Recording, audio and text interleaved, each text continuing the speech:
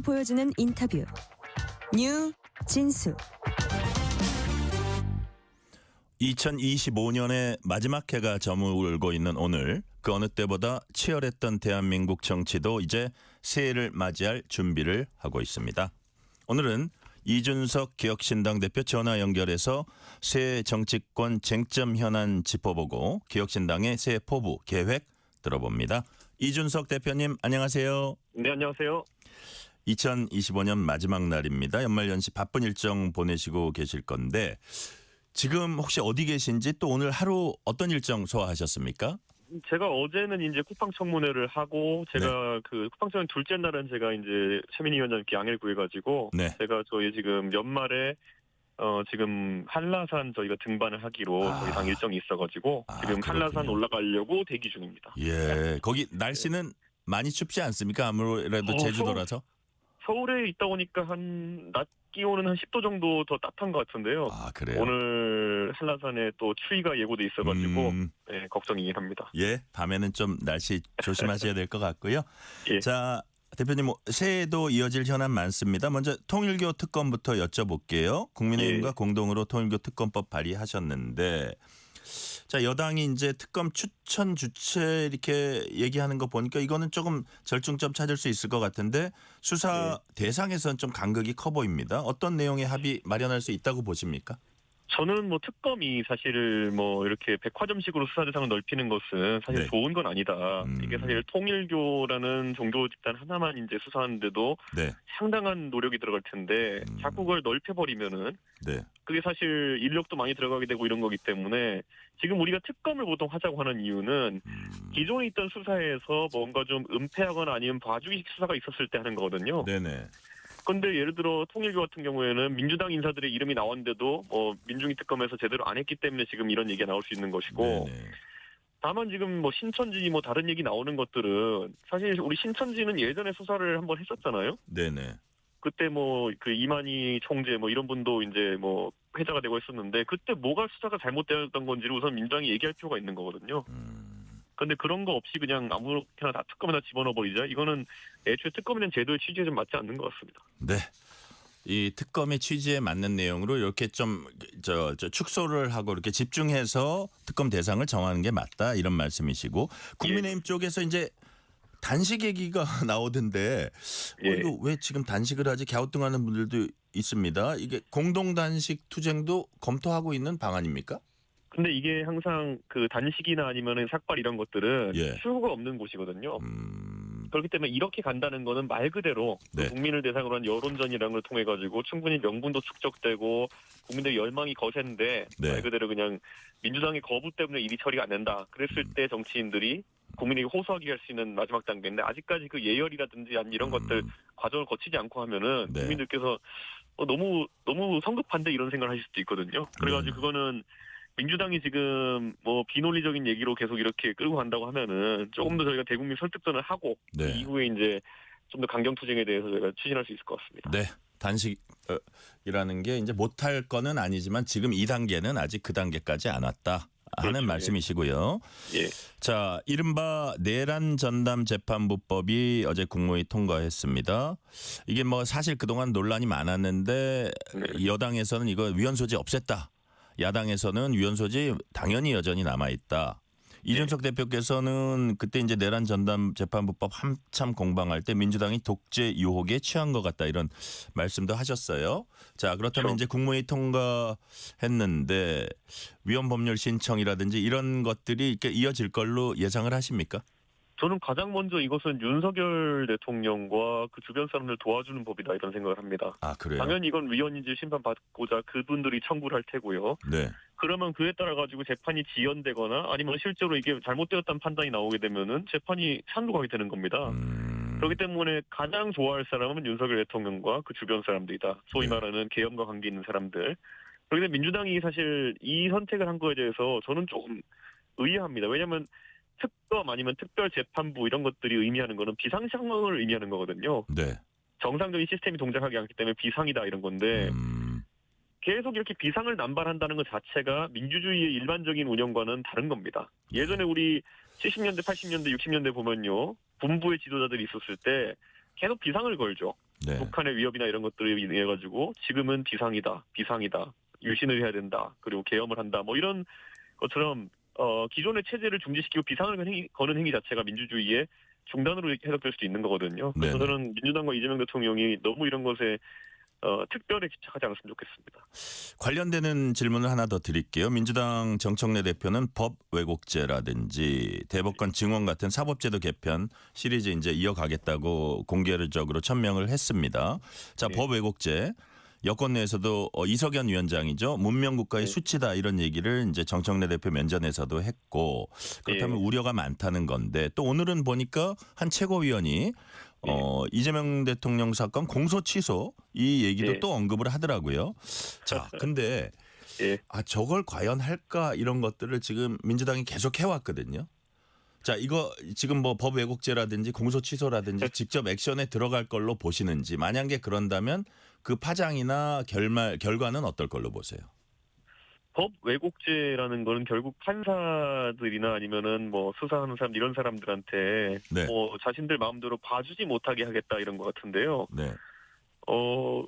의도도 이상하고 제 생각에는 이게 될 수도 없다 이런 생각이거든요. 우리가 뭐 재판도 그렇고 그리고 또 수사도 그렇고 전부 네. 다 사람이 하고 있는 과정 속에서 사람이 판단해서 어느 정도는 오차 범위가 있는 것이거든요. 네. 근데 여기는 나중에 자의적으로 잣대를 갖다 대가지고 너 봐줬지, 너 아니면 너 이거 괜히 기소했지, 뭐 이런 걸 들이대기 시작하면은 사실 일을 할 수 없게 되는 거거든요. 네. 저는 이거는말로 수사기관을 좀 무력화하려는 그런 생각이 아닌가 생각이 들고요. 그리고 역풍이 클 거다. 예. 대통령이 공소 취소를 받아야 된다고 하는 거는 더더욱 웃긴 게 대통령께서 죄가 없으시면 왜 공소 취소를 받고 싶을까요? 어차피 저는- 재판 가서 무죄가 나면 되는데. 그러니까 대통령께서 만약에 진짜 지금까지 주장하신 대로 본인은 뭐 아무 잘못하신 게 없고 네. 그 4가지 사건까지 재판받고 있는 혐의 전부 다 그냥 억지 기소였다 그러면은 사실상 그거는 무죄를 계속 주장하시는 건데 네. 왜 그러면 이 공소 취소가 필요할까? 그렇기 때문에 저는 오히려 민주당에서 그런 공소 취소 얘기하시는 분들이 네. 이재명 대통령 유죄에 대한 확신이 있는 분들이다. 좀 그렇게 생각하거든요. 네. 그래서 저는 그분들이 좀 불경죄를 저지른 게 아닌가 굳이 말하면은 그분들의 입장으로 인해서 이재명 대통령 유죄 확정됐습니다. 거의. 예. 오히려 죄가 있음을 이분들이 역설적으로 보여주고 있다는 그런 취지의 이제 말씀이셨고요. 그렇죠. 자, 예. 지금부터는 이준석 의원님께 또 이준석 대표님께 어떤 그 보수 야권 연대 관련해서 몇 가지 질문을 드릴게요. 지금 예. 이제 장한석 연대라는 얘기가 나오고 있습니다. 예. 아니, KBS 기자 중에 장한식이란 분이 있어 처음엔 장한식으로 제가 잘못 읽었거든요. 근데 예. 장한식이 아니라 장한석 연대. 예. 자, 장동혁, 한동훈, 예. 이준석을 예. 이제 줄인 말입니다. 자, 예. 이준석 그 장동혁 대표는 한동훈 어떤 그 대표와의 이렇게 손잡는 걸 약간 선을 긋는 듯한 발언을 몇 차례 했거든요. 자, 예. 이준석 대표님 입장에서는 장동혁 대표, 한동훈 전 대표와 지금 연대할 이게 그냥 단순히 어떤 정책 가지고 뭐 특검 가지고 하는 거 말고 선거에서 연대할 어떤 조건이 성숙됐다고 보세요? 우선 뭐 제가 봤을 때는 그 중에서 뭐 한동훈 전 대표 쪽 같은 경우에는 네. 거기 있는 뭐 방송 나오시는 한동훈계라고 불리는 분들이나 네. 아니면 그런 분들이 거의 뭐 몇 년간 이준석을 거의 뭐 방송에서 맹비난하고 이렇게 하고 계신 분들이 있거든요. 네. 그런데 한동훈 대표가 그걸 뭐 그거 하나 제어하지 못하면서 뭐 저희랑 뭘 하기에는 저희는 너무 공격당한 게 많습니다. 그렇기 네. 때문에 그거는 아마 저희 지지층도 용납하지 않을 것 같고 아마 좀 그런 좀 정치를 잘못 접근하는 그런 모습이 많이 보이기 때문에 네. 그거는 어려울 것 같다 이런 생각이고요. 네. 그리고 이번에 또 그 당원 게시판 사태라는 것도 보면은 그냥 지켜만 봐도 황당한 거거든요. 거기 네. 보면 제 이름도 등장해가지고 저를 원색적으로 비난하는 글도 막 나오고 이렇게 하던데 네네.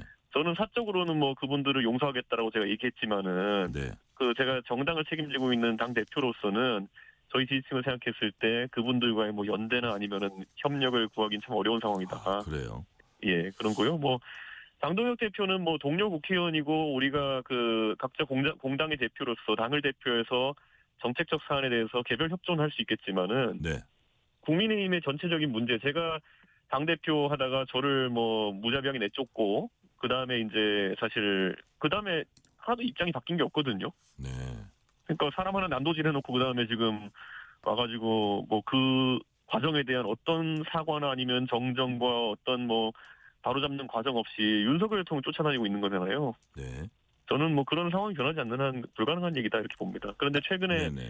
그 연말 정국을 앞두고 이제 일부 언론과 언론인들이 그런 어떤 뭐 악의 없이 선의로 그냥 어떻게 좀 잘해봤으면 좋겠다 이런 취지의 얘기를 몇 번 하면서 네. 이렇게 그런 조어까지 장한석 이렇게 되고 이렇게 한 것 같은데요. 사실은 네. 좀 어렵지 않나 싶습니다. 그래요. 지금의 흐름이나 지금의 상황으로 볼 때는 이 연대가 어려워 보인다 이런 말씀을 하신 건데 다시 제가 조금 정리를 하자면 예를 들어서 뭐 한동훈계의 어떤 지금까지 막 그렇게 막 많이 난도질하고 이런 부분에 대해서 아무런 설명 없다. 또 장동혁 대표 같은 경우도 뭐 윤석열 전 대통령과의 절연이라든지 그 이전에 있었던 행위에 대한 네. 어떤 아무런 설명도 없다. 그런 그 뭔가 설명이 있어야 그 다음 단계로 갈 것 아니냐. 뭔가 계기가 있어야 그 다음 변화가 있어야 그 다음 단계로 갈 거 아니냐. 그런 뜻으로 제가 이제 그런데 해석이 이게 뭐 되는데. 전제 조건이나 아니면 이게 조건부로 뭐 그렇게 하면 제가 어떻게 하겠다 이런 것도 아니고요. 아, 그래요? 사실은 저희는 개혁신당을 만들 때부터 저희는 젊은 세대의 정치 공간을 만들겠다. 그리고 또 지금까지 항상 뭐 국민들이 익숙한 선택을 하면 익숙한 결과가 나올 테니 저희는 새로운 선택지를 주겠다라는 네네. 게 저희의 목표였기 때문에 예. 저희는 저희 몫이 정진하려고 합니다. 그래요. 예. 자, 이런 과정에서 국민의힘 연대를 두고 국공합작 비유 드신 거 그건 무슨 뜻이었어요? 사실 국공합작이라는 것이 뭐 그때 뭐 개별 사안에 대해서 그러니까 그 당시에 중국 입장에서는 네. 내부에서 다투는 것보다 일본과의 전쟁에서 이기는 것이 중요했기 때문에 외부의 적과에 장- 싸우는 게. 모택동과 장제스가 이제 장개석이 그때 연대를 했던 거 아니겠습니까? 네. 그런데 그런 어떤 당면한 지금 통일교특검 같은 당면한 현안에 대해서 저희가 협조를 해야 된다라는 네. 걸 강조하기 위해서 제가 국공합작이라는 표현까지 썼습니다. 네. 자, 이번에 이해운 전 의원 이재명 정부 네. 초대 기획 예산처 장관 후보자로 발탁이 됐습니다. 아마 호된 어떤 청문회 과정은 거칠 것 같긴 한데 자, 뭐 그 배신자로 몰고 뭐 과거에 어땠니 경제 정책이 바뀌었니 이걸 일단 떠나서 국민의힘은 예. 이해운을 배신자로 몰아세울 때가 아니라 떠난 이유부터 살펴야 한다 이렇게 이준석 대표님이 말씀하셨는데 어떤 뜻을 예. 담고 있습니까? 선거를 많이 해본 사람들 그리고 선거 전략을 하는 사람들의 기본은 결국에는 저희가 그 어릴 때 보면은 원래 월요일마다 애국조회라는 걸 하지 않았습니까? 네네. 그러던 시절이 있었는데 그러면 선생님이 부령대에 올라가서 가장 먼저 하는 게 뭐냐면은 기준을 잡습니다. 네. 기준 한 다음에 좌우로 정렬 이렇게 맞아요. 해가지고 운동장에 학생들 줄 정렬시키잖아요. 세우죠. 예. 예, 그런데 기준을 잘 잡는 게 굉장히 중요한 거거든요. 선생님이 기준을 엉뚱한 데 집어넣으면은 운동장 밖으로 애들이 밀려나고 이렇게 되는 것처럼 지금 선거를 앞두고 각 당의 이념적 지형이 어디에 정렬돼 있느냐가 굉장히 중요한 겁니다. 네. 그런데 이해운 의원 같은 경우는 보수적이지만은 그 중에서도 상당히 또 개혁적인 면도 보이는 그런 정책 스탠스를 가져왔거든요. 그럼 거기가 딱 그 이재명 대통령이 기준으로 삼게 되면은 네. 나머지 지형 자체가 굉장히 좁아지는 겁니다. 네. 그렇기 때문에 굉장히 전략적인 움직임이었고 그것에 그 이면의 수를 읽어야 되는데 지금 뭐 국민의힘은 10년 넘게 해온 게 배신자로밖에 없으니까 바로 반사적으로 그런 얘기 하는 것 같은데 뭐 그렇게 감흥이 있습니까? 배신자론이 있어가지고. 생산적이지 못하다. 예, 그렇습니다. 자, 진보는 열려가는데 보수는 닫혀간다. 이런 자성의 목소리하고도 통하는 얘기입니까? 지금 하신 말씀이. 그렇죠. 사실 그 굉장히 근본주의적 집단이 돼가고 있거든요. 계속 보면은 윤석열 대통령이 예전에 집권했을 때 보면은 계속 입 밖으로 자유를 얘기해요. 네. 예. 그 원래 정치인 중에 애국 많이 얘기하는 사람, 자유 얘기하는 사람 뭐 이런 사람들 중에 실제 그 가치를 실현하는 사람 별로 없거든요. 그게 왜냐면 그게 오히려 자기 결핍인 것을 자꾸 얘기하게 되는 것인데 지금 우리가 봤을 때 윤석열 대통령이 통치하는 모습을 보면 자유랑 무슨 상관이 있습니까? 가장 검찰주의적이고 억압적인 움직임들 많이 보였던 사람인데 네. 계속 그렇게 광고를 했던 거예요. 그러니까 저는 마찬가지로 지금 국민의힘에 자꾸 근본적인 단어, 근본주의적인 단어들이 나오는 것 자체가 네. 뭐 방성 그리고 뭐 이런 나오는 것 자체가 굉장히 지금 다른 복잡한 정책적인 대안이나 이런 걸 얘기하기에는 그 역량이 안 되는 겁니다 지금. 네. 네. 자, 국민의힘 얘기한 김에 다음 주제 넘어가기 전에 요 질문 한번 드려볼게요. 예. 국민의힘이 지금 장동혁 대표가 어떤 터닝 포인트를 잘 못 만들고 있습니다. 이게 많은 예. 사람들이 분석하는 게 자기 대표 선출될 때 지지했던 강성 지지층의 그런 울타리 안에서 못 벗어나서 계속 그것마저 만약에 등을 돌리면 자기의 장악력이 과연 유지될까 이런 걱정을 많이 한다는 표현도 하는데 자 네. 장동혁 대표가 연초 1, 2월 사이에 뭔가 터닝 포인트를 만들 수 있을 걸로 보는지 어떻게 전망을 하세요? 저는 장동혁 대표가 뭐 사실 지금까지 보여준 모습은 네. 그다지 파격적이지 못했거든요. 네.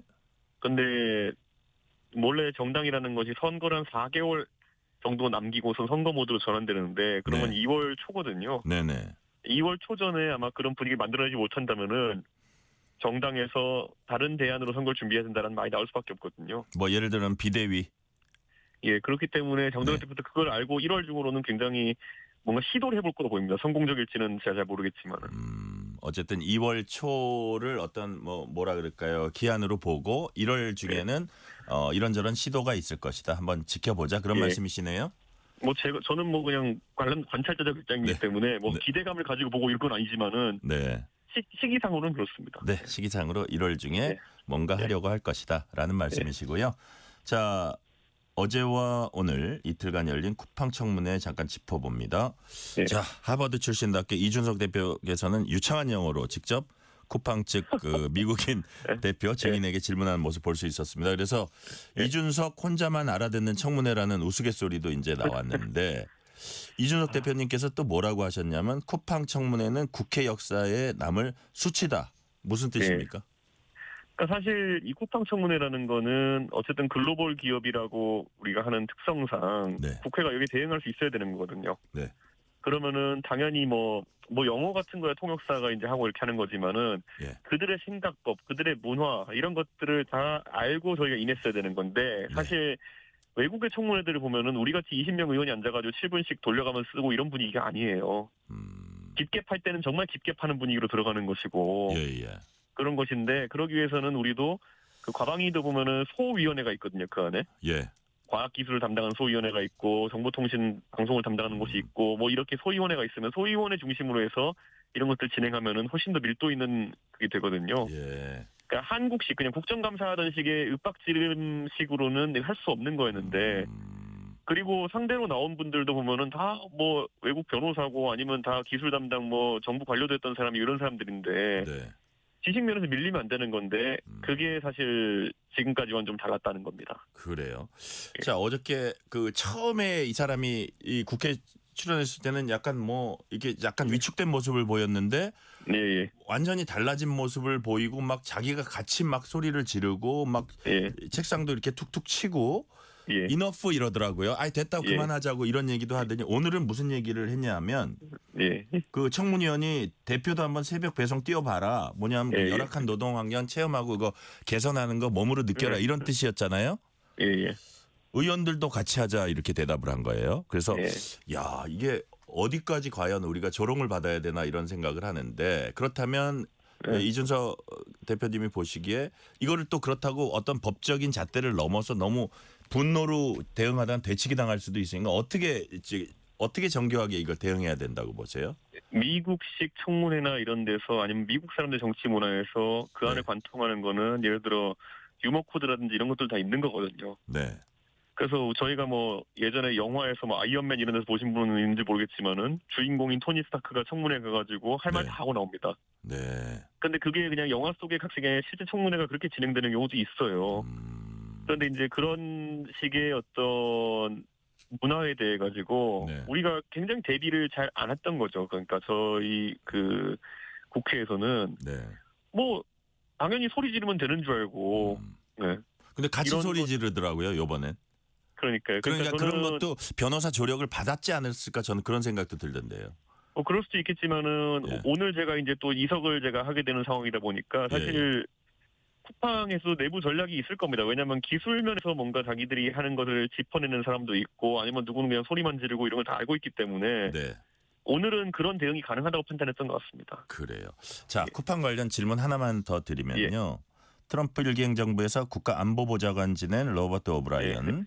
한국 국회가 쿠팡 공격하는 건 한국공정거래위원회 차별적 조치와 미국 기업을 향한 광범위한 규제 장벽의 발판이 될 거다 이런 주장을 했어요. 그래서 와 이게 그냥 뭐 어떤 플랫폼 기업 책임 문제 우리가 다루고 있는데 네. 이게 무역 분쟁, 통상 문제로 비화시킬 거를 지금 위협하는 건가 이런 해석도 나오는데 또 여기에 대해서 발언하신 걸로 알고 있습니다.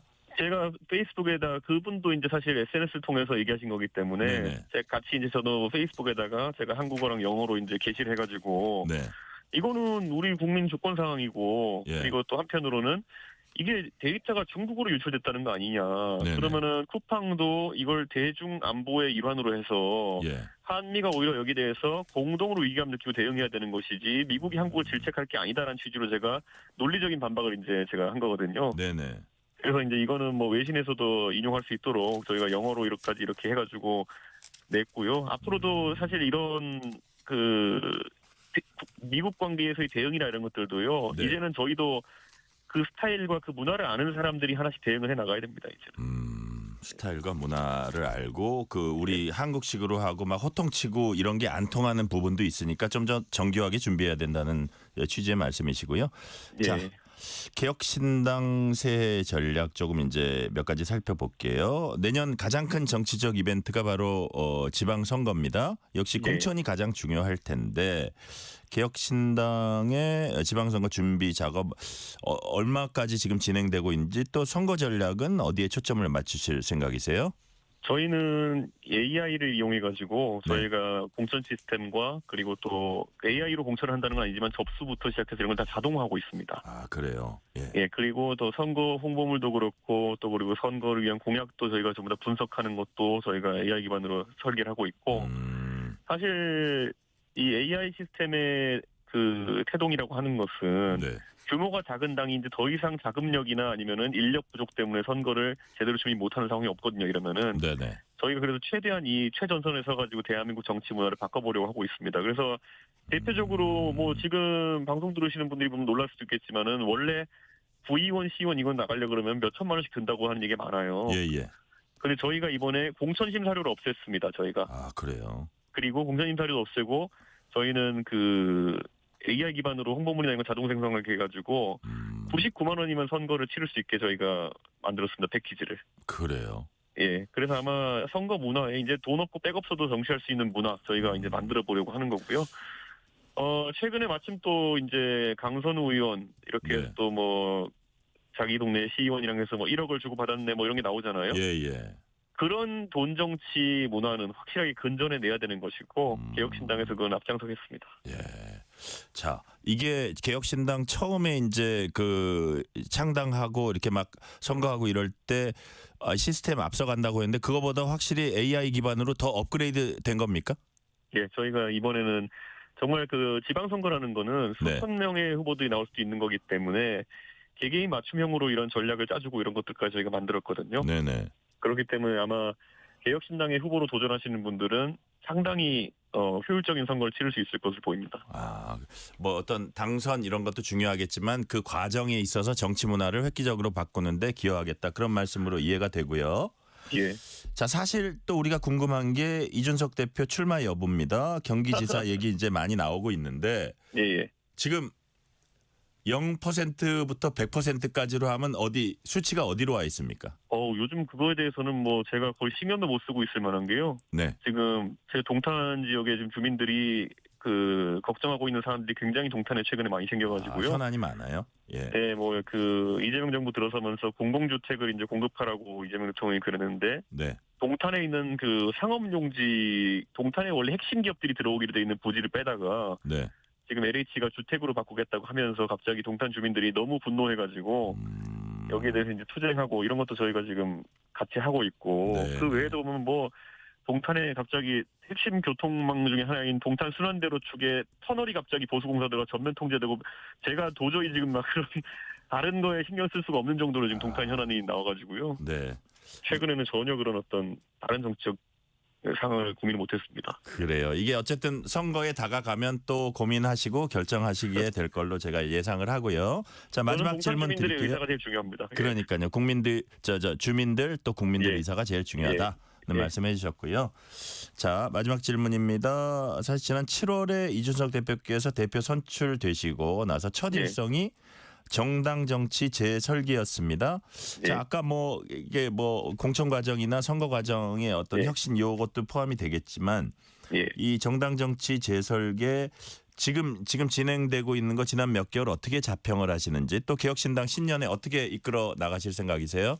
저희는 이미 두 번의 전국단위 선거, 총선과 대선을 저희는 상당히 효율적으로 치러내는 성과를 내게 됐고요. 네. 저는 다가오는 지선에서도 저희가 굉장히 효율적인 선거를 하게 될 것이다. 그래서 정당이 방만하고 비대하게 돌아가는 구조를 저희는 혁신했다 이렇게 자평하고 있거든요. 네네. 저희는 앞으로 그리고 사람 같은 경우에도요. 지금까지는 정치에서 소외돼 있던 분들, 예를 들어서 뭐 학생들도 그렇지만은 네. 아니면 경력단절 여성이라든지 이런 분들이 돈 걱정 없이 때 걱정 없이 정치하도록 하는 문화 꼭 만들어내겠습니다. 네. 혁신적인 정치 문화 만들어내겠다는 말씀. 오늘 말씀 여기까지 듣겠습니다. 지금까지 이준석 개혁신당 대표였습니다. 오늘 말씀 감사합니다. 예, 감사합니다. 편지 왔습니다.